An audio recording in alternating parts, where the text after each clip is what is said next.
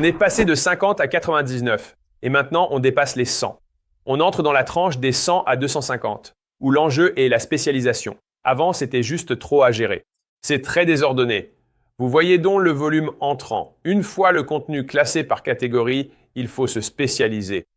Et donc, à ce stade, encore une fois, entre 100 et 250, votre rôle, c'est que vous êtes désormais président. Vous avez maintenant une équipe de direction complète. Voici donc la structure de leadership. À ce stade, vous avez réellement 4 niveaux hiérarchiques. Vous n'ajoutez pas de niveau supérieur, mais vous ajoutez davantage de niveaux inférieurs. Ici, vous aurez donc une équipe de direction entièrement constituée, une équipe de directeurs complète, un ensemble complet de managers et même des managers en dessous d'eux, ou des chefs d'équipe. On y trouve des managers juniors au cadre dirigeant. Les titres varient selon l'entreprise. J'utilise donc ici les termes les plus courants. À ce stade, vu votre rôle en tant que président, vous dirigez maintenant une véritable communauté.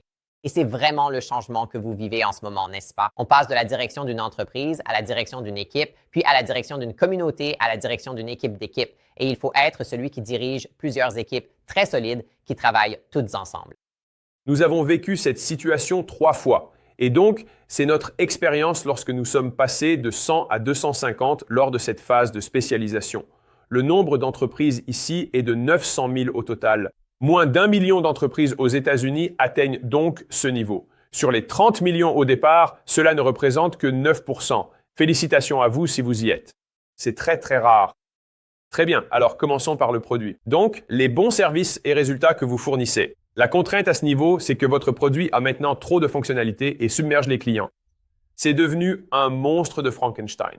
On ajoute sans cesse pour résoudre les problèmes et voilà le résultat.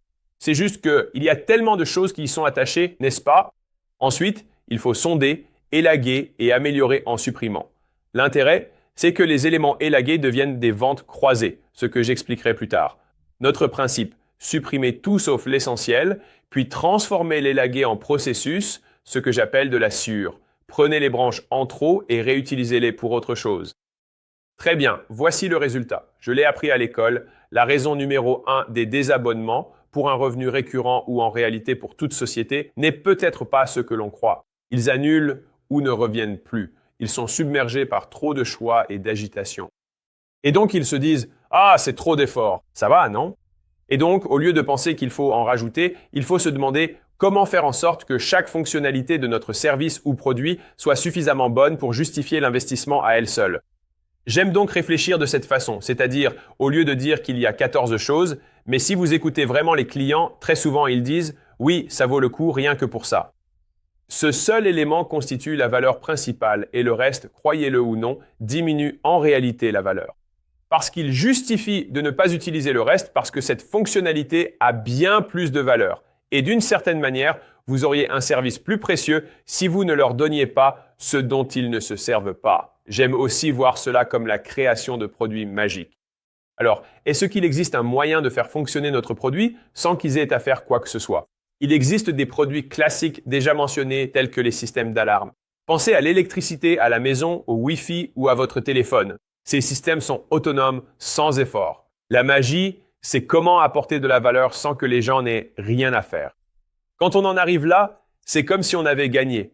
Mais la question c'est, qu'est-ce que j'attends d'Internet? Je veux que ça marche et que ce soit rapide, n'est-ce pas? Quelle fonctionnalité est-ce que je veux ensuite? Je veux que ça marche. Très souvent, c'est à quoi ressemble le « il suffit que ça marche » pour votre service. Et généralement, si vous demandez à vos clients, c'est une ou deux choses. C'est tout. Et très souvent, ce qui se passe à ce stade, c'est que vous en arrivez là parce que vous regardez sans cesse quelles nouvelles choses vos clients pourraient vouloir, plutôt que de vous demander comment améliorer ce que vous avez déjà. Exactement. Pour appuyer ce qu'Alex vient de dire, il y a une étude de McKinsey très convaincante qui explique que les entreprises qui élaguent 6 fois plus sont 3 fois plus rentables que les autres. D'ailleurs, selon cette étude complète que McKinsey vient de réaliser, les meilleurs PDG agissent ainsi. Ils en ont même fait un livre. Les meilleurs PDG, ceux qui sont dans le top 10%, ce sont eux qui élaguent 6 fois plus. Donc, ils n'ajoutent pas 6 fois plus de choses. Ils élaguent 6 fois plus. Car quand l'entreprise grossit, les gens ont du temps libre et agissent juste pour s'occuper. Une croissance incontrôlée est donc comme un cancer. C'est pourquoi nous devons couper ce cancer pour bien orienter notre croissance. J'adore cette citation d'Elon. Il dit de supprimer jusqu'à devoir rajouter 10%. Tu continues à supprimer jusqu'à te dire « Oups, j'ai trop enlevé ». Car sans besoin de rajout, c'est que tu n'as pas encore assez supprimé. Et c'est là que tu dois commencer à réfléchir différemment. La croissance ne consiste plus seulement à ajouter. C'est une vieille histoire. Ça ne me rajeunit pas, mais il y avait Dragon Dictation. C'était, tu sais, à l'époque des PC, genre, certains s'en souviennent peut-être. Bref, ils ont sorti une version 2.0 de Dragon Dictation. Et la nouvelle version, 2 ans plus tard, n'avait aucune nouvelle fonctionnalité. Elle avait simplement une meilleure dictée. Donc, elle comprenait mieux chaque mot prononcé par les utilisateurs. Et donc, quand j'y pense, je me dis, quel est le travail que ton produit ou ton service accomplit pour eux et comment l'améliorer? Si la plupart des gens ne veulent pas affronter cela, c'est que c'est plus difficile à comprendre que d'ajouter quelque chose de nouveau. C'est ça, la discipline de l'équipe produit. C'est la discipline du fondateur, du PDG qui se dit, tu sais quoi? On doit juste devenir meilleur. On doit continuer à s'améliorer. Quels sont tous les détails? C'est là que tu approfondis les choses. C'est là que le mieux se cristallise vraiment. Et je dirais que pour aller en profondeur, il faut répéter. Je le dis tout le temps, mais à ce stade de l'entreprise, tu vas remarquer dans toutes les fonctions qu'il y a beaucoup de répétitions, car c'est vraiment amusant de créer un nouveau produit. Mais répéter et refaire l'ancien encore et encore sans cesse. Personne n'aime faire ça. Je donne souvent cette citation que beaucoup de gens dans la communauté scolaire m'ont attribuée souvent. C'est plutôt pour les médias, mais ça reste pertinent. L'idée est de penser en termes de valeur par seconde, plutôt qu'en secondes de valeur. Ça semble évident pour les médias, mais c'est valable pour tout. C'est ce que le client consomme réellement. Comment puis-je rendre chaque expérience qu'ils vivent de façon plus concentrée, plus riche en valeur, plutôt que simplement plus de volume?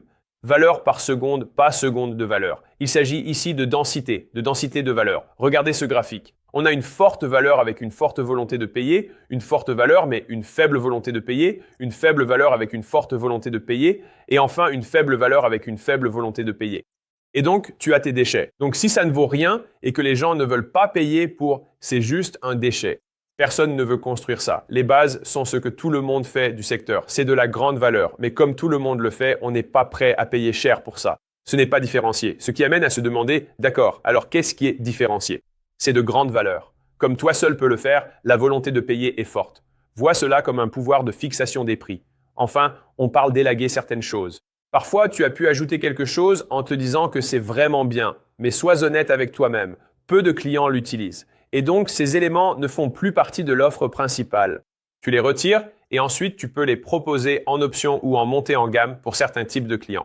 Je note une chose, nos entreprises les plus performantes délaissent les éléments de base, ceux de grande valeur mais peu rentables, contrairement à la concurrence. C'est une approche que nous maîtrisons très bien. Nous les incitons à ignorer la concurrence pour se tourner vers leurs clients et voir ce qu'ils veulent davantage. Souvent, ils veulent juste améliorer ce qui existe déjà. Pas besoin de créer un produit concurrent de celui qu'ils viennent de lancer. Donc cette ligne violette représente les éléments élagués qui peuvent devenir des opportunités de vente croisée. Vous pouvez donc extraire des éléments ici qui n'ont pas autant de valeur et les placer là-bas. Pour certaines personnes, cela peut avoir une grande valeur. Et pour elles, elles seront capables et prêtes à payer plus pour cela. Très bien. Et donc, cela provient d'une enquête réalisée par Profitwell. J'ai vraiment adoré ça. C'est destiné aux créateurs. C'est vraiment génial de voir comment, avec les mêmes éléments, on peut identifier les prérequis indispensables. Ils ont mené cette étude auprès de vos fans passifs et de vos super fans, ce qui est exactement la façon dont vous pourriez analyser votre propre clientèle. Alors, pour les newsletters, c'est la norme pour un créateur. Ils ne considèrent pas forcément cela comme le plus précieux, mais c'est un prérequis. Alors maintenant, quelles sont les choses qu'ils apprécient vraiment au bout du compte?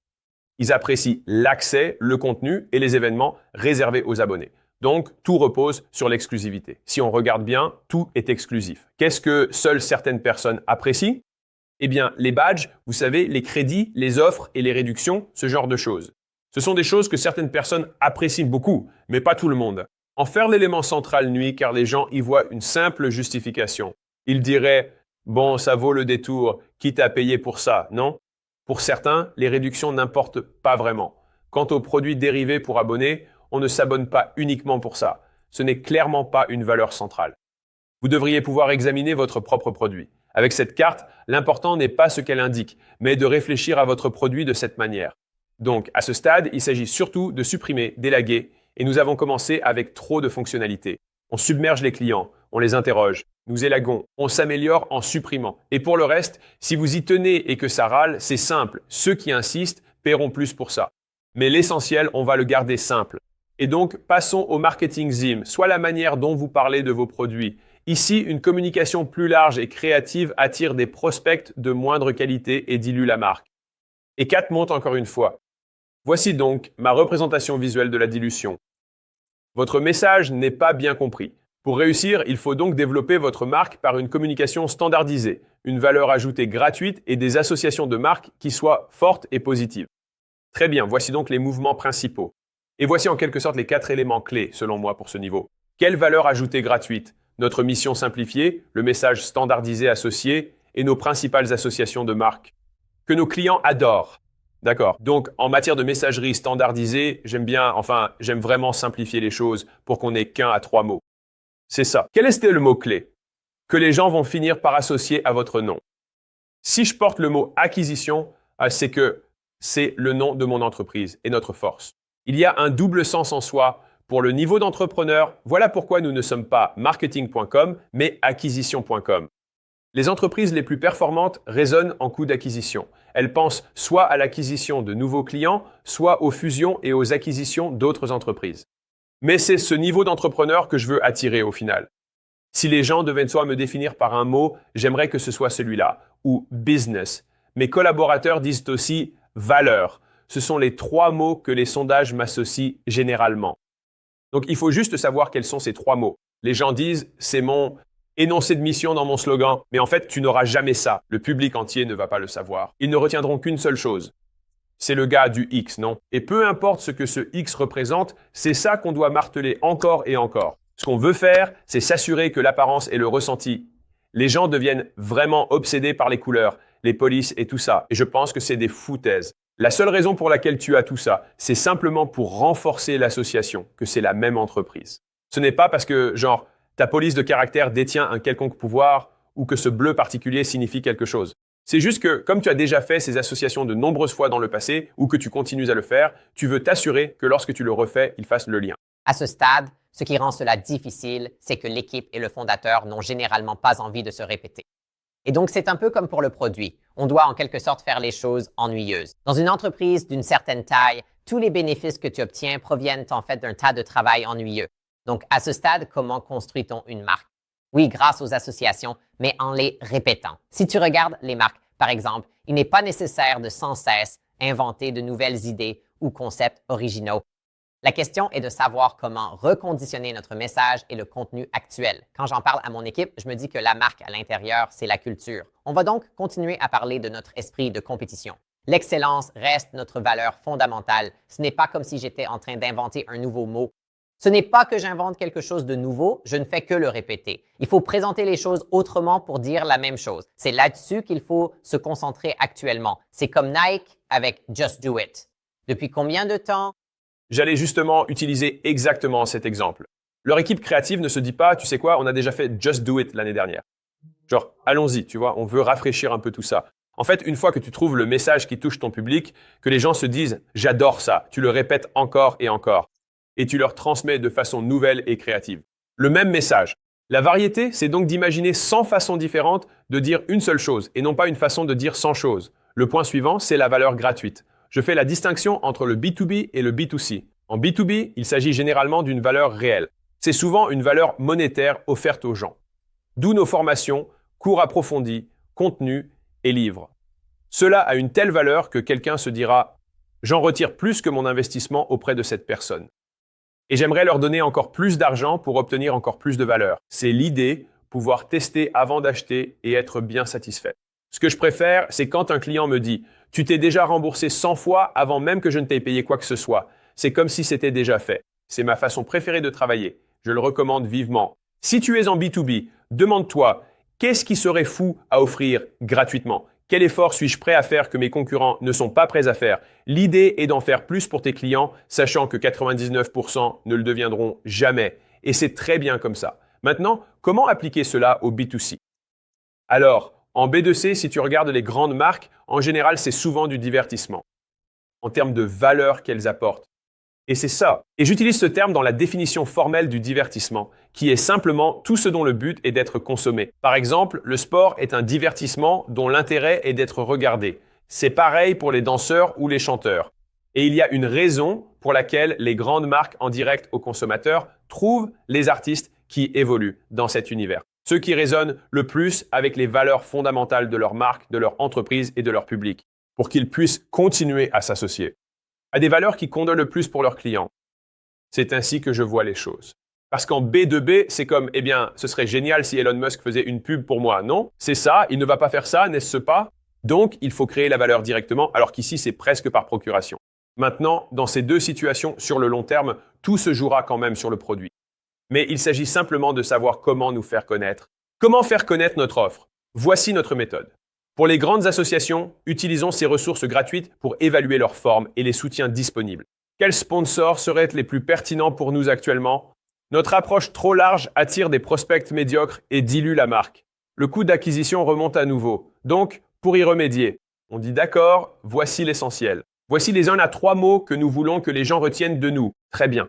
Voici comment nous allons offrir de la valeur gratuite à grande échelle à notre base. C'est pourquoi les meilleures publicités pour les marques DTC sont souvent drôles. Pas vrai? Elles sont divertissantes et mettent en vedette des personnes appréciées et reconnues du public. Et puis en B2B, on doit être prêt à investir de l'argent réel dans le contenu gratuit. Vraiment de l'argent. Pas juste se dire qu'on va créer du simple contenu. Bien sûr, c'est déjà quelque chose. Mais comment offrir une vraie valeur aux gens? Quels sont les outils ou les calculateurs que nous pouvons offrir? Existe-t-il des services basiques pour renforcer notre position auprès de clients potentiels? C'est pourquoi McKinsey, Bain et certains de ces grands cabinets de conseil publient d'énormes livres blancs. Ça coûterait normalement des dizaines de milliers de dollars pour obtenir ces infos, et ils les offrent gratuitement pour s'afficher en tant que leader d'opinion et autorité dans leur domaine. Et donc à ce stade, on se dit, OK, notre produit, nous l'avons épuré. Nous avons fait connaître notre nouveau produit à plus de monde. Et maintenant, nous passons à la vente. Comment faire pour que ces gens nous donnent de l'argent? La contrainte, c'est que le taux de conversion sur leurs produits premium diminue. Vous avez plus de monde, votre équipe est simplement plus grande. Et puis tout à coup, tu te rends compte que mes 3 superstars sont éclipsés par les 30 non-superstars que j'ai dans ce rôle. Ensuite, on oriente les top prospects vers les meilleurs vendeurs pour le front-end et les upsells et on automatise le suivi des indicateurs. Jusqu'à présent, tu devrais avoir un suivi des indicateurs. Si ce n'est pas automatisé, ça doit l'être. Mais là, c'est à un niveau plus granulaire. C'est au niveau du commercial, en gros surtout. Attribution par plateforme, par commercial, par produit. D'accord. Si tu vois ces prospects arriver, tu dois avoir des règles d'attribution pour les diriger vers la bonne personne. Précédemment, on a parlé de catégoriser et d'organiser. On ne peut pas passer à la spécialisation sans avoir fait cette catégorisation. Cela nous prépare ensuite à l'étape suivante. D'accord. Comment exploiter ces catégories? On fait quoi pour ça? Eh bien, on va se spécialiser. Très bien. Donc concrètement, ça signifie que les meilleurs commerciaux obtiennent les meilleurs horaires et les meilleurs prospects. C'est une statistique folle, mais tu peux quadrupler le chiffre d'affaires en contactant les prospects en moins de 60 secondes. Avec un nombre incalculable de prospects, c'est très difficile de faire ça. Mais si tu confies les meilleurs prospects exclusivement aux meilleurs vendeurs, devine ce que ces meilleurs vendeurs ont maintenant le temps de faire. Appeler les meilleurs prospects et quadrupler le chiffre d'affaires grâce à leur rapidité de contact au lieu d'essayer d'appeler tout le monde, ce qu'ils ne pouvaient pas faire. Mais avant cela, ils faisaient peut-être ça. Le même prospect, le même niveau. Il y avait un gars qui habitait dans notre immeuble. Et c'était le meilleur vendeur de timeshare de tout le pays pour la plus grande entreprise de timeshare des États-Unis. Il gagnait alors 200 millions par an. Il a fini premier vendeur sur 3000 commerciaux. Il était vraiment numéro 1. Et donc, il a eu droit à 1 heure avec le PDG comme récompense pour avoir remporté les ventes cette année-là. Et quand il est allé voir le PDG, il a dit qu'il est allé directement à la vente. Il a dit, actuellement, vous donnez des prospects incroyables à des débutants et il les gâche complètement. Parfois, je reçois des gens à 400 de crédit et je ne peux rien faire. Je ne peux rien leur vendre. C'est ça. Si vous me donniez tous les clients avec les meilleurs scores de crédit et les plus qualifiés, je vous ferais gagner tellement plus d'argent. Après 1 heure, il a fini par dire « D'accord, je vais tester ça uniquement dans ton agence ». Il l'a fait et a multiplié par 5 la productivité de cette division. Ils ont alors déployé ça à l'échelle nationale et ont réussi à multiplier par 5 la société, passant de 250 millions à 1,2 milliard. Milliards de chiffre d'affaires au cours des 3 années suivantes. Multipliez par 4 votre rapidité, les meilleurs prospects pour les meilleurs vendeurs grâce au scoring, ce qui aurait déjà dû être fait. Maintenant, si vous vous dites Si les meilleurs prospects vont aux seniors, que reste-t-il aux juniors? Eh bien, je vais vous dire ceci. Il existe un phénomène appelé le biais de survie. C'est la même raison pour laquelle les gens jouent à la loterie. Ils pensent qu'ils vont gagner. On y trouve des postes de vente ultra compétitifs. Regardez les MLM, c'est pareil. Un gars gagne gros, puis plein de gens bossent presque gratuitement, espérant un jour être à sa place. On se dit, je n'arrive pas à y croire. Et devinez quoi? Idem pour l'assurance et la gestion privée de patrimoine. Ils recrutent des tonnes de gens qui travailleront des années car ils savent qu'ils ont une chance de devenir quelqu'un gagnant 1 million ou 500 000 dollars par an. Les riches s'enrichissent, les meilleurs vendeurs se mettent à gagner des fortunes et cela attire encore plus de monde. Aussi, des cracks arrivent en bas de l'échelle et ils font leurs armes sur ces mauvais prospects.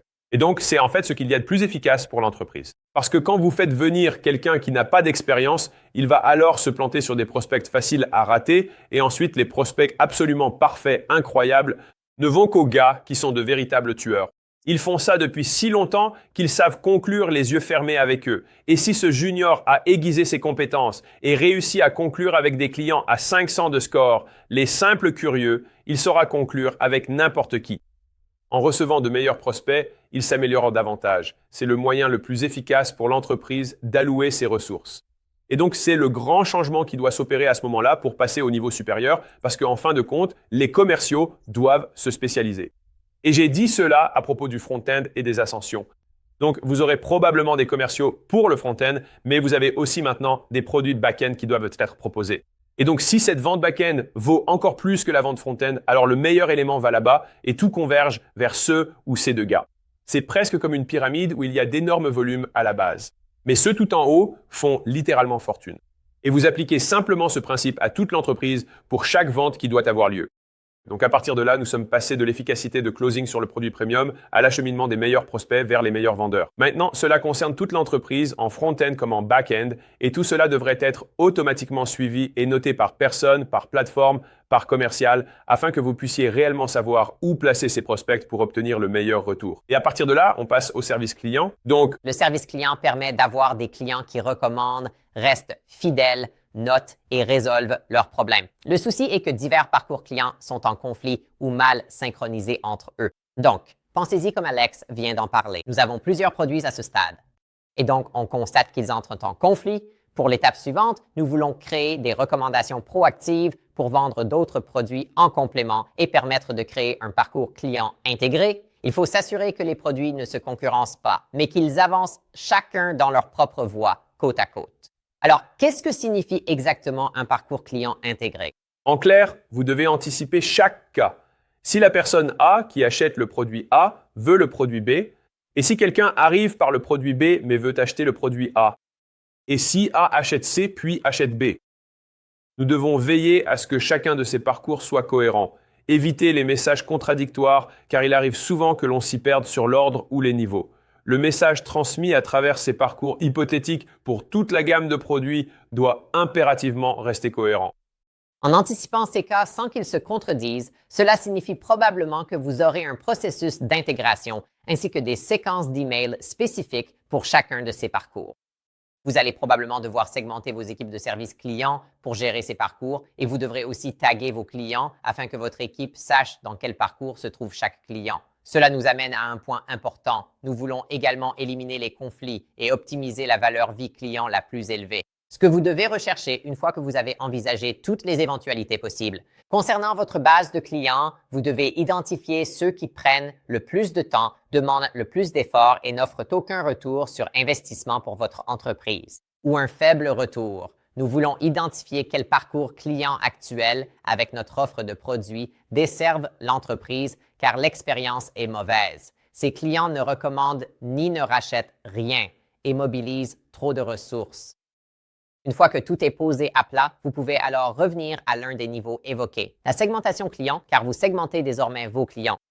Examinez ce segment et demandez-vous, si je supprimais ce segment, quelles ressources seraient libérées? Pourrais-je consacrer plus d'efforts pour attirer les clients dans ces 3 autres parcours à la place? L'objectif principal ici est l'allocation des ressources. Nous effectuons un tri pour cibler les clients ayant la plus grande valeur vie potentielle. Et c'est ce que nous voulons continuer à faire encore et encore. C'est juste plus complexe quand on a plusieurs produits avec divers points d'entrée et d'upsell. Ce qu'il faut, une fois que vous avez tout compris, c'est automatiser autant que possible. Le problème ici, c'est que sans la technologie nécessaire pour correctement taguer et segmenter vos clients, les gens vont se retrouver au téléphone pour dire « Ouais, tu sais, il faut faire ton onboarding ». Et eux répondent « J'ai déjà fait l'onboarding avec l'autre produit ». De quoi tu parles? Et là, tu te dis « Oh merde ». Puis tu réalises « Attends, il a déjà eu son onboarding la semaine dernière. Qu'est-ce qu'on fait avec eux? » Et là, tu vois que tout devient décousu. En éliminant les ROA les plus bas ou la plus faible LTV, tu fais de la place pour ceux qui ont la plus élevée.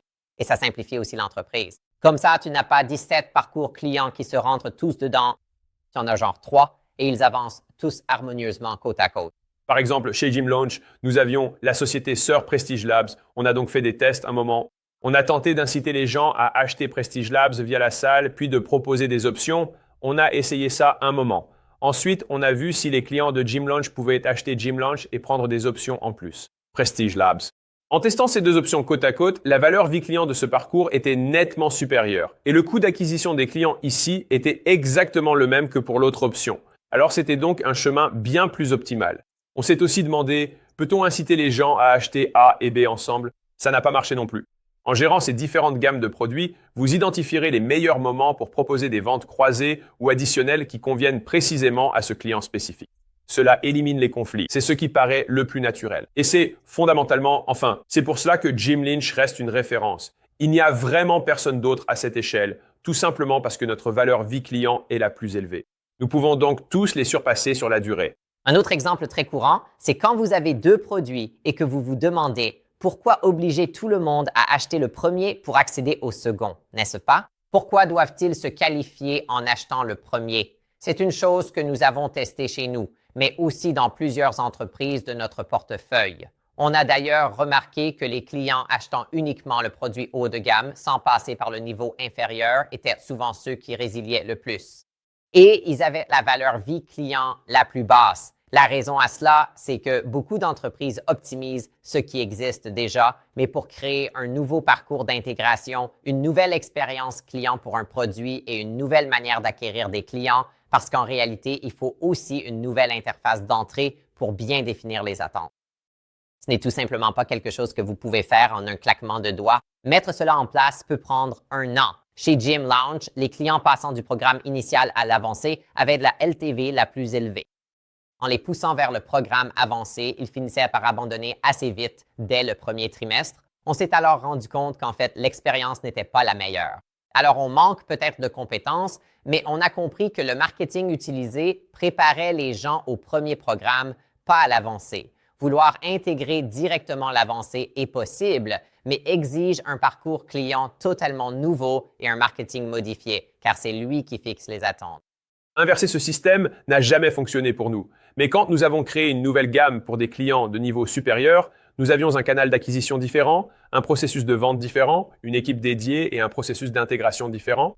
Et une fois que nous avons accompli cela, alors ça a marché. En contexte, on cherche à optimiser la valeur vie client et à réduire la complexité opérationnelle. C'est tout. Sinon, les choses prennent vite trop d'ampleur et se complexifient. Et donc, on veut continuer à élaguer tout ça. Donc, pour le service client, nous avions plusieurs parcours clients qui entraient en conflit, n'est-ce pas? Pas calé. Visons des recommandations proactives en cross-sell et upsell, un parcours fluide et éliminer l'obsolète. Donc, avec ce niveau de compétence, vous devriez déjà avoir tout catégorisé. Mais dès que vous le faites, vous vous dites « je dois spécialiser mon équipe pour répondre à ce type de client. Et je peux avoir une équipe de commerciaux capable de répondre à ce type de prospect. Et je peux avoir des développeurs ou des livreurs qui peuvent aider à fournir ce niveau de produit. » Donc, l'idée, c'est que tout tourne autour de l'hyper-spécialisation et de la profondeur à grande échelle. Et il peut être plus difficile de recruter et de trouver ces personnes. Chez acquisition.com, l'une de nos compétences clés est de trouver le QI, car fondamentalement, c'est lui qui bâtit l'entreprise. Si c'est votre première fois ici et que vous n'avez pas encore votre feuille de route pour la croissance, cliquez sur le bouton ci-dessous. C'est gratuit. Nous créerons votre plan personnalisé selon votre situation et vos objectifs. Nous vous montrerons les étapes à suivre avec des détails précis pour passer au niveau supérieur. Si vous avez cette feuille de route pour la croissance et voulez que mon équipe de portefeuille réelle vous rencontre en personne, nous serions ravis de vous inviter à l'un de nos ateliers de croissance ici à Vegas, où nous sommes basés. Lors de cet atelier, nous vous aiderons à prendre votre feuille de route de croissance et Adaptez-le à votre entreprise et à votre secteur dès maintenant pour savoir exactement quoi prioriser. Ainsi, vous obtiendrez un meilleur ROI et accélérerez votre réussite future. Si cela vous intéresse, cliquez sur la bannière au-dessus de cette vidéo. Je suis certain que vous saurez la trouver très facilement. Postulez et nous serions ravis de vous aider à passer à l'échelle. En toute transparence, c'est ainsi qu'on trouve nos futures pépites. Aider les entrepreneurs est notre raison d'être. Si ça vous tente, cliquez ici ou profitez de la vidéo. Parlons d'informatique. C'est collecter, stocker, analyser et afficher l'information. Désormais, les départements délaissent les logiciels généraux pour des solutions spécifiques. Vous l'avez peut-être remarqué dans le fil conducteur, trop de demandes internes et aucune gestion des demandes. Il nous faut des politiques par département. Ensuite, procurez-vous des outils spécialisés pour chaque service. Au début, on utilise des outils généraux qui servent à tous les services, car au départ, nul besoin d'une plateforme spécifique pour les ventes ou le service client, vu qu'ils ne sont que deux. Donc, vous utilisez l'outil qui marche pour tout le monde. Mais une fois que vous grandissez, vous remarquez, vous savez qu'en fait, cette plateforme d'email ne fonctionne plus vraiment bien pour cette équipe. Il faut donc obtenir des outils spécialisés pour chaque département. C'est notre première priorité. Ensuite, nous allons avoir besoin d'un processus de demande interne. C'est une étape vraiment importante car cela concerne tous vos services, le produit, le marketing, les ventes, le service client, l'informatique, le recrutement, les ressources humaines et la finance. Chacun d'eux a maintenant sa propre technologie. Chacun d'eux aura en plus besoin d'un moyen d'envoyer des tickets et d'avoir des accords de niveau de service avec l'équipe informatique. Concernant le temps que vont prendre les choses et les délais de traitement, en gros, à ce stade, nous devons passer d'une centralisation à une décentralisation de l'informatique. C'est le processus actuel. En d'autres termes, ce département autonome servait auparavant tous les autres avec un service distribué de manière égale. Maintenant, cela doit presque devenir décentralisé, c'est-à-dire avoir un département informatique central et plusieurs pôles dans chaque service, car cela n'a pas de sens si le commercial a ses propres plateformes, mais doit attendre une semaine que l'informatique soit disponible parce qu'ils sont en train de travailler sur le recrutement. Toutes ces choses sont nécessaires pour que chaque fonction puisse fonctionner correctement et ce que vous allez vouloir faire, c'est avoir du personnel pour répondre aux besoins spécifiques de chaque département. Vous avez donc des technologies et du personnel spécifique. Au début, cela peut ressembler à ceci. Vous avez un directeur informatique et puis un ou deux généralistes. Désormais, vous aurez des spécialistes MarTech, opérations commerciales, CS et revenus pour gérer tout votre marketing et vos ventes. Vous commencez à remarquer les opérations financières. Vous voyez toutes ces personnes spécialisées dans une seule fonction, n'est-ce pas? Et avec cela, ces personnes créent des systèmes de tickets pour chacune de ces fonctions. Auparavant, vous aviez sans doute un système de tickets centralisé pour l'informatique. Mais maintenant, vous allez devoir créer un système de tickets pour chaque personne possédant la fonction. La raison est que cela fait désormais partie du produit, le département étant lui-même le produit. Et donc, pour que cela s'améliore correctement, ils doivent créer un pipeline de type produit, comme on le ferait pour un logiciel. Et à ce stade, c'est là que beaucoup de choses se cassent, car les gens détestent le fait de dépendre du département informatique. Ils vous trouvent trop lent. Ils détestent devoir envoyer des demandes avec des SLA. Ils se demandent pourquoi tout ce blabla au lieu de simplement faire ce qu'on leur dit. À ce stade, il faut comprendre que la technologie nous permet d'optimiser nos processus. Ainsi, chaque département devient désormais sa propre entité technologique. Et parfois, il se peut que vous vous retrouviez avec des développeurs sur mesure que vous embauchez en interne ou que vous sous-traitez pour construire, comme des outils spécialisés, des correctifs ou des intégrations. Et c'est un grand avertissement pour vous. Vous pourriez finir par construire quelque chose qui fonctionne vraiment bien pour vous.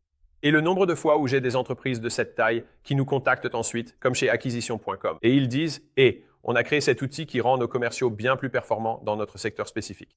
Et j'ai des amis dans ce secteur qui veulent me payer pour cet outil. Est-ce que je devrais lancer ça comme une entreprise SaaS? Ou alors, est-ce que je peux être valorisé comme une entreprise SaaS? Parce que j'ai ça et je dis juste « Arrête.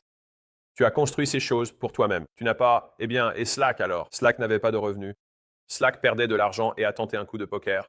C'était ça ou rien. Donc, dès le premier jour, ils étaient une société de logiciels. Le type de logiciel a changé, mais ils ont été créés pour ça, n'est-ce pas? Pour une entreprise de panneaux solaires, si vous pouvez rendre vos représentants plus productifs, super. C'est un mode compétitif. Et c'est ce que vous faites pour continuer à écraser vos concurrents. Alors non. Et le truc, c'est que la personne qui va vous faire un chèque de 500 millions de dollars ou même d'1 milliard, quel que soit votre objectif, cette personne n'est pas stupide.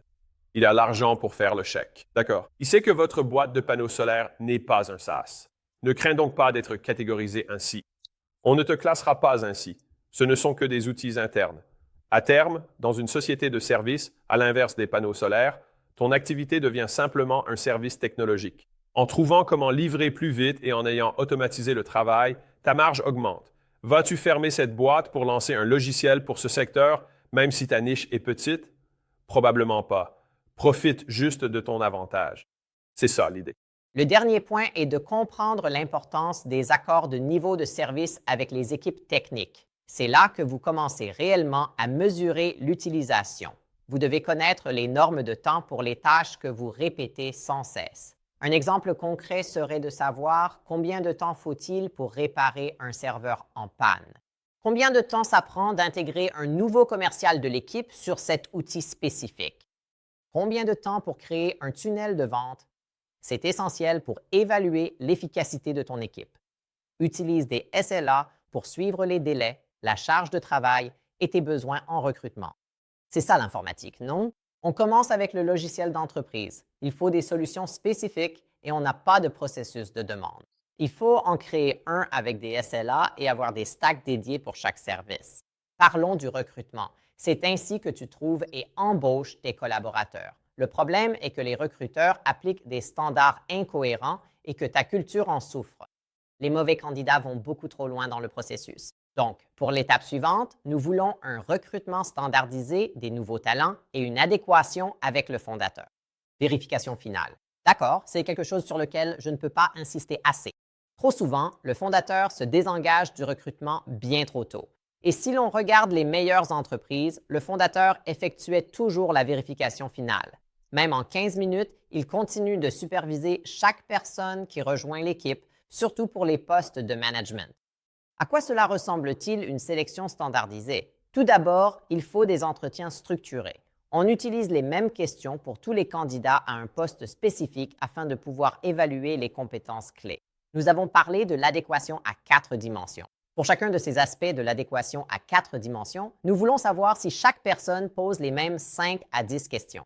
Parce que si chaque personne ne pose pas les mêmes 5 à 10 questions à chaque candidat qu'elle rencontre, elle sera influencée par des réponses différentes à des questions différentes. C'est pourquoi nous avons besoin d'un processus qui nous protège de nos émotions. D'accord. Donc, la première chose est d'avoir des questions standardisées pour chaque type d'entretien, pour chaque poste existant. C'est donc la première chose que nous voulons faire. La deuxième chose que nous voulons faire pour réduire les risques et maintenir les standards, c'est d'avoir des panels d'entretien. D'accord. On veut donc plusieurs intervieweurs avec des rôles attribués. Ça donne quoi? C'est-à-dire 2 ou 3 personnes qui mènent ensemble un entretien sur la culture d'entreprise. Cela pourrait aussi être 2 personnes qui mènent ensemble un entretien technique. La raison à cela, c'est que nous voulons éliminer autant que possible les biais individuels. Beaucoup de gens aiment embaucher des personnes qui leur ressemblent. L'objectif est d'organiser vos entretiens avec des membres du panel qui ont tout intérêt à recruter des personnes compétentes. Pour un poste de responsable des ventes, faites venir le responsable du service client ainsi que le responsable informatique. Parce que ces personnes veulent aussi quelqu'un de très compétent dans son rôle, mais elles ne seront peut-être pas aussi pressées que le directeur des ventes de pourvoir le poste. Elles vous évitent ainsi de baisser vos standards. Actuellement, votre entreprise n'a pas d'urgence pour pourvoir ces postes, même si le recruteur veut simplement prouver son efficacité. Certains disent « j'ai besoin d'aide », d'où l'intérêt de gens impartiaux pour le recrutement dans le panel d'entretien. Ainsi, elles maintiennent les standards pour l'ensemble de l'entreprise, n'est-ce pas? C'est la première chose à faire. Ensuite, le fondateur doit mener un entretien final de 20 minutes pour vérifier que rien n'a été oublié. À ce stade, quand les standards vacillent, vous devez revenir dans le processus pour comprendre où exactement on laisse passer quelque chose. La culture, la compétence, posons-nous les mêmes questions? Manque-t-il quelque chose de non standardisé que nous oublions? Recruteur, un oubli? Les recruteurs spécialisés sont-ils moins actifs qu'avant? Cherchait-il juste le contrat? Qu'est-ce qui se passe en fait? Et la façon d'obtenir ce retour, c'est en menant les entretiens finaux. Je ne dis pas qu'il faut un entretien de 2 heures par poste. Prendre 20 minutes, un matin par semaine pour enchaîner 5 ou 6 entretiens, c'est généralement ma méthode. Et c'est comme, parfait, laissez-moi juste faire une dernière vérification, car la chose la plus importante à ce stade, c'est d'embaucher et de licencier les bonnes personnes. Si votre travail consiste à allouer des ressources, alors faire entrer des personnes qui apportent plus de ressources pour l'entreprise est l'une des choses les plus bénéfiques que vous puissiez faire. Tant que les entretiens structurés et les panels ne tournent pas parfaitement, assurez-vous toujours de faire systématiquement une vérification d'adéquation avec le fondateur. Enfin, mon aspect préféré est d'avoir un système de notation pour les candidats. Concrètement, il faut passer d'un recrutement subjectif à un recrutement objectif. Concrètement, créer une grille d'entretien pour évaluer les réponses de façon cohérente. La méthode la plus simple est d'éviter les systèmes sophistiqués. Je déteste ces méthodes car avec un questionnaire de 30 points, honnêtement, les gens n'ont plus envie de le remplir et ne réfléchissent même plus. Il nous faut quelque chose de simple que les membres de votre équipe prendront réellement le temps de remplir. Et donc, ce que je préfère faire, c'est d'avoir 5 notes pour les compétences et 5 notes pour l'adéquation à la culture. C'est tout. Nul besoin de 5 côtés culture. Combien de valeurs avez-vous? Utilisez ce chiffre pour évaluer le fit culturel. Prenez simplement les 5 compétences clés du poste et vos valeurs.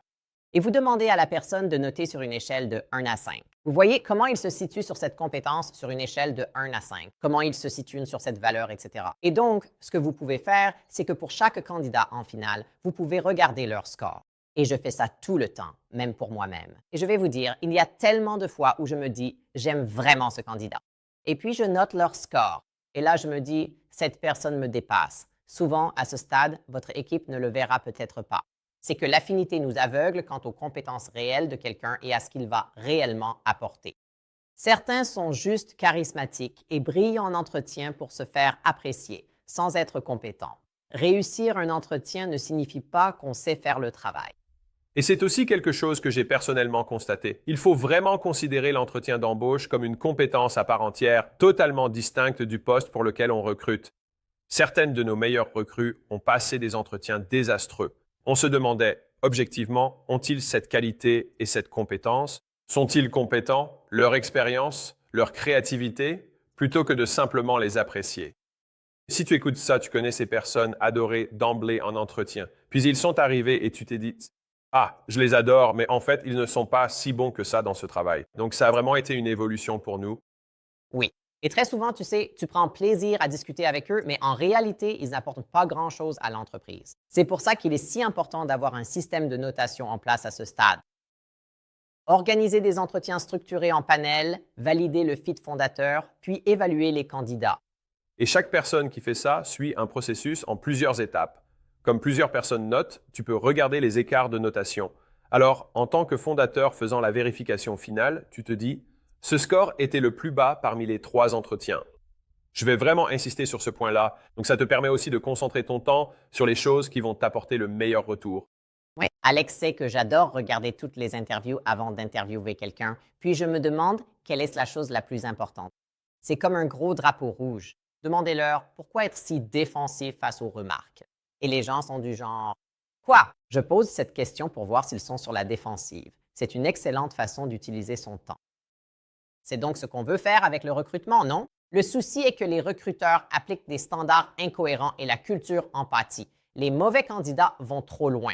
On veut donc standardiser la sélection et valider l'adéquation avec le fondateur, ce qui nous amène au RH, qui servent à réduire le risque que les régulateurs ou les employés nous poursuivent. À ce stade, le problème est que la performance pâtit du mélange entre nouveaux et anciens employés. Il y a des problèmes de conformité et les plaintes explosent. Vous commencez alors à avoir de véritables ressources humaines. Jusqu'à ce stade, tu peux t'en sortir avec un pseudo RH ou ton opérateur qui fait office de RH, mais passer les 100 employés, tu as vraiment des RH, non? Et c'est à ce moment-là que tu vas avoir un vrai département à part entière. Et donc, pour passer à cette étape, pour y remédier, nous voulons instaurer un onboarding collectif via notre logiciel. Nous souhaitons avoir des systèmes de performance documentés, des assurances et renforcer nos valeurs. Je vais donc aborder ces points. D'abord, nous voulons installer, souvent en complément d'un SIRH, un système pour les entretiens, retours, enquêtes et suivi des objectifs, car une vision globale est impérative pour un leader. Il s'agit donc essentiellement de votre outil de gestion de la performance. Donc, si vous avez un outil de gestion de la performance qui gère tout au même endroit, alors vous pouvez avoir une visibilité sur tout ce qui se passe. Parce qu'à ce stade, vous n'avez plus le temps de regarder la performance de chaque département. Vous arrivez à un point où il y a tellement de choses qui se passent, il y a de si gros problèmes sur lesquels vous êtes concentré. Avec 50 personnes, vous pouviez soutenir le département. C'est désormais impossible. Surveillez proactivement pour repérer toute baisse de performance et dire concentrons-nous ici. Pourquoi la moitié de l'équipe n'atteint-elle pas ses objectifs? Que se passe-t-il ici? Alors, vous voulez éviter que les petits soucis ne s'aggravent. À ce stade de croissance, lorsque vous dépassez les 100 personnes, les petits problèmes deviennent rapidement de très gros problèmes. Les petits murmures se transforment en cris. Et ces petits problèmes de performance, soudain, 10 ou 15 personnes font la même chose. Alors, vous voulez un système unique que vous pouvez consulter. C'est ce que j'ai mis en place au début. Une fois les 100 employés dépassés, j'avais une visibilité sur chaque entretien, chaque personne et son manager. Les notes, la documentation, les enregistrements, je pouvais voir tous les retours d'équipe sur leur manager. Ils évaluaient donc chaque semaine leur manager et je voyais leurs retours. Des enquêtes hebdomadaires demandaient mon efficacité en tant que PDG et la progression de l'entreprise vers ses objectifs. Il y avait un outil de suivi des objectifs qui mesurait les progrès hebdomadaires vers les buts trimestriels. Je voyais si nous étions en rouge, jaune ou vert dans chaque département. Cela me permettait de voir à quel point chaque équipe était en bonne santé. Et à ce stade de la compétition, vous n'avez vraiment plus le temps de vous concentrer sur chaque personne à chaque instant. À ce stade, vous aurez tellement de responsables dans votre entreprise que vous ne pourrez plus les suivre individuellement. Vous passerez en mode prévention, résolution et maintenance. C'est pourquoi avoir une équipe de direction est utile pour aider à gérer les autres aspects. Il est donc crucial d'avoir de la visibilité pour repérer ces choses avant qu'elles ne prennent de l'ampleur. Ce que cela vous permet de faire, c'est que cela rejoint le fait de renforcer les valeurs culturelles.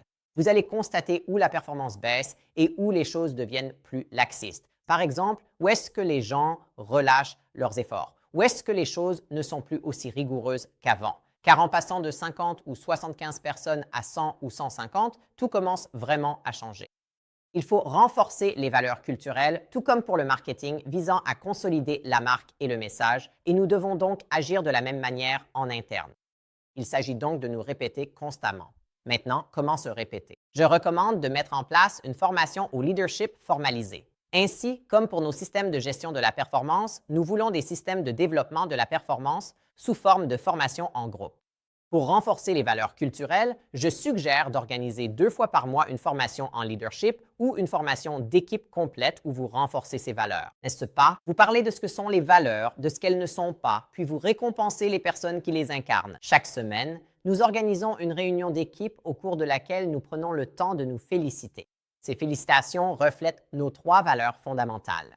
Dans notre précédente entreprise, on utilisait cette méthode. Chaque fois que quelqu'un incarnait pleinement une de nos valeurs, on lui envoyait un T-shirt dans la semaine avec cette valeur. Genre, merci d'incarner la valeur grandir ou mourir. Merci, monsieur. Donnez l'exemple, ne ménagez pas la vérité. Il est donc crucial de répéter votre message de marque à l'extérieur comme en interne pour renforcer durablement votre culture.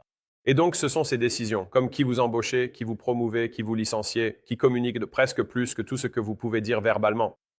Par exemple, si vous affirmez avoir des valeurs, mais laissez quelqu'un agir sans les respecter, cela en dit bien plus que tout ce que vous pourrez dire. En général, les gens prêtent bien plus attention à vos actes qu'à vos paroles. C'est un constat simple. Le deuxième point que je voulais ajouter concerne ce que Leila a évoqué. L'apprentissage, la formation et le développement constituent les éléments essentiels du deuxième volet de ce triangle. Nous avons les fonctions, les personnes au sein de l'entreprise, puis les opérations qui relient les personnes à ces fonctions. Et c'est pourquoi la formation en est un élément clé. Nous en reparlerons plus en détail dans une formation distincte sur la mise à l'échelle. Un dernier petit point assez ennuyeux, vous devez avoir une EPLI, c'est-à-dire une assurance responsabilité employeur, mais vous pouvez chercher cela sur Google. À ce stade, il vous en faut une. C'est pour des cas comme le harcèlement sexuel, pour vous protéger de tels risques. Avec les RH, on peut désormais vous poursuivre en justice.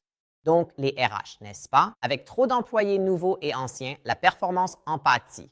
Nous devons donc instaurer un suivi de performance et consolider nos valeurs. Nous y voilà donc. Alors, la finance, c'est comme ça que vous gérez votre argent. Très bien, donc la contrainte à ce stade, c'est que vous payez encore le prix fort pour tout et que vous êtes surfacturé partout. Votre trésorerie n'est pas protégée et rapporte très peu, voire rien du tout. Et donc, pour avancer, il faut renégocier tous les tarifs. Pour la trésorerie, placez-la sur des comptes à rendement ou quelque chose qui rapporte. Vous avez besoin de rôles financiers spécialisés, surtout en optimisation fiscale. Et il faudra mettre en place des audits financiers internes en commençant à instaurer un certain rythme. Pas besoin d'un cabinet externe, mais sachez auditer vos propres finances pour vérifier la conformité. À ce niveau, vous gagnez beaucoup d'argent. L'argent rentre en masse et vous n'êtes plus aussi proche de tout ça. Donc il faut mettre en place un système de contrôle. Le nombre d'histoires d'horreur que j'ai, vous savez, que nous avons vécues, et aussi, comme d'autres fondateurs et entrepreneurs que nous connaissons, qui ont dépassé cette taille et au-delà, des millions de dollars qui se perdent, qui sont volés ou mal alloués. Ce n'est pas comme, oh, 10 000 dollars par-ci par-là, comme ça. Vous perdez déjà cet argent quotidiennement, partout, mais là, des millions de dollars s'envolent. Un trimensuel de vos frais. Ce qui est c'est génial avec ça, c'est que ça va directement sur la ligne de résultat. On a instauré un rythme trimestriel pour nos départements financiers. Ils vont examiner chaque abonnement un par un et simplement dire, d'accord, qu'est-ce qu'on peut supprimer? Ils vont contacter ces services pour demander, utilisez-vous vraiment ceci et au juste au niveau payé actuellement? Je tiens à souligner que je dirige ce processus chaque trimestre. Je demande alors à l'équipe, peut-on se débarrasser de ça? Car les membres veulent tout garder et n'aiment pas supprimer. Il faut donc quelqu'un pour pousser à éliminer ce qui n'a pas servi au dernier trimestre. Le gaspillage arrive souvent à ce stade. C'est un bon rappel. Par exemple, Elon est arrivé à licencier 80% de Twitter et ça fonctionnait. Maintenant, les médias disent ce qu'ils veulent à ce sujet. Mais en ce qui me concerne, je suis sur la plateforme. Je vois que la chose continue de croître. Les gens embauchent trop. A-t-on vraiment besoin de toutes ces personnes? Il faut que quelqu'un remette en question le statu quo de façon régulière. Et cette personne doit avoir une personnalité un peu plus dominante. Ils doivent être plus assertifs. Si c'est juste, on a besoin de tout le monde, prouve-le. Montre l'usage et les tickets reçus.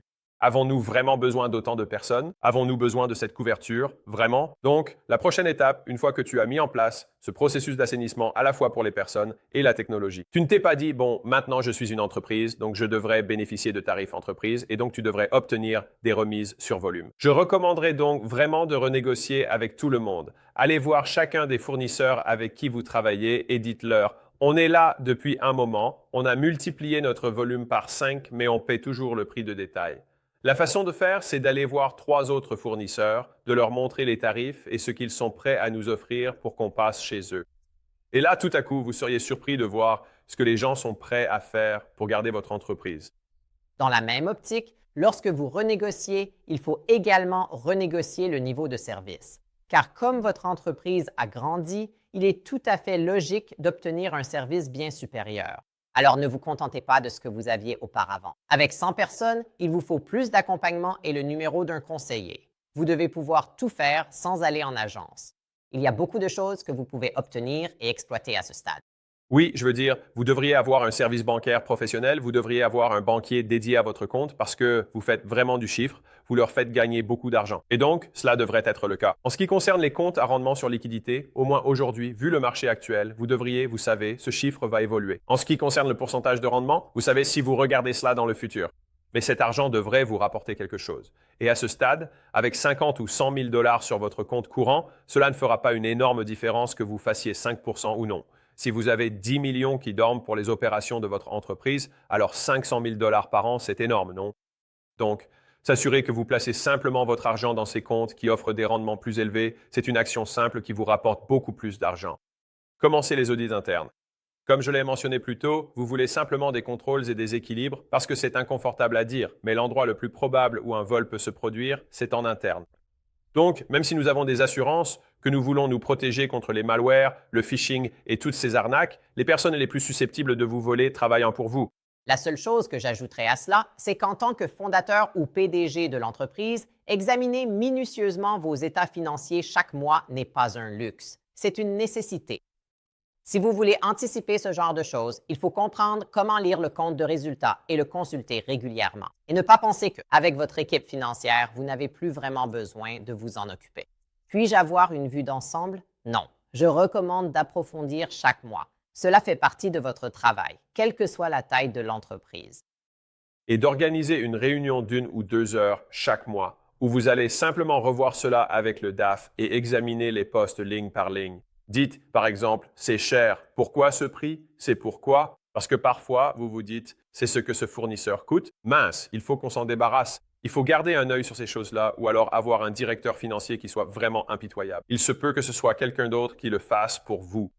Et je dirais qu'à ce stade, avec votre état financier, vous ne devriez absolument pas seulement recevoir l'état financier, mais aussi des notes expliquant pourquoi les choses changent chaque mois. Donc, pourquoi est-ce plus élevé ce mois-ci? Pourquoi cette baisse ce mois-ci? En gros, à ce stade, vous voulez que chaque personne concernée le note.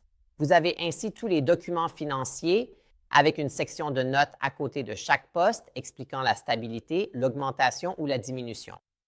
Il ne s'agit pas seulement que les gens donnent des chiffres, ils doivent aussi raconter l'histoire de ces données et leur impact sur l'entreprise.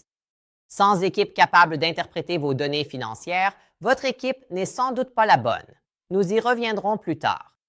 Et au niveau financier, vous savez, il y a 2 étapes. Je pense qu'on avait des données financières plus détaillées qui arrivaient, un peu comme des opérations financières, qui commencent à combler cet écart.